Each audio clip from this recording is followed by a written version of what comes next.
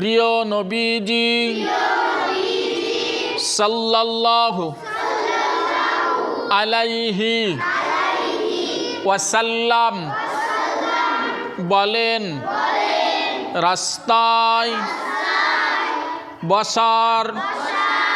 মধ্যে কোনো কল্যাণ নেই,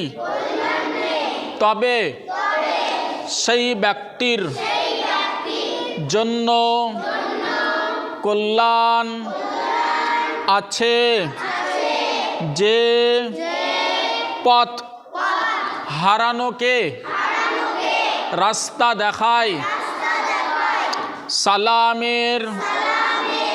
জবাব দেয়, চক্ষু বন্ধ রাখে এবং বোঝা বহনকারীকে সাহায্য করে।